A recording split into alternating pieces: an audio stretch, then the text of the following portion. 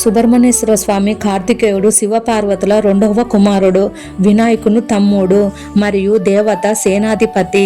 తారకాసుడు అనే రాక్షసుని సంహరించడానికి శివుని తేజస్సు నుండి గంగ ప్రవాహంలో శరవణం పొదల్లో జన్మించాడు. 6 కృతికలచే పెంచబడి 6 ముఖాలతో షణ్ముఖుడు దర్శనమిస్తూ జ్ఞానానికి శక్తికి ప్రతీకగా నిలుస్తాడు. తారకాసుడు అనే రాక్షసుని శివుని కుమారుని చేతిలో తప్ప వేరెవ్వరికి మరణం లేదనే వరంతో దేవతలను హింసిస్తుంటాడు. అప్పుడు దేవతల ప్రార్థన మేరకు తపస్సు నుండి ఉద్భవించిన శక్తి తేజస్సు నుండి సుబ్రహ్మణ్యుడు జన్మించాడు.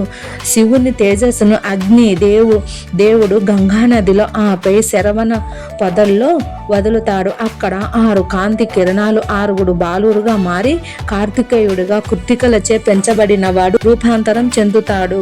6 మాతృమూర్తుల కృతికల ప్రేమను అందుకోవడానికి 6 ముఖాలను ధరించాడు. ఈ ముఖాలు సత్యం, జ్ఞాన, ప్రేమ, శక్తి, సృష్టి మరియు రక్షణకు సంకేతాలు. పార్వతీదేవి తన శక్తితో కుమారస్వామికి వేలాయుధం అనే దివ్య శూలాన్ని ప్రసాదించింది. దీనితోనే ఆయన రాక్షసులను సంహరించాడు. కుమారస్వామికి దేవసేన, ఇంద్రుని కుమార్తె మరియు వల్లి అనే 2 భార్యలు ఉన్నారు. సుబ్రహ్మణ్య స్వామిని పూజించడం వల్ల ఆత్మవిశ్వాసం, జ్ఞానం పెరుగుతాయని మరియు సర్పదోషాలు, కుజదోషాలు తొలగిపోతాయని భక్తుల నమ్మకం. ముఖ్యంగా స్కంద షష్ఠి రోజున ఆయనను విశేషంగా పూజిస్తారు.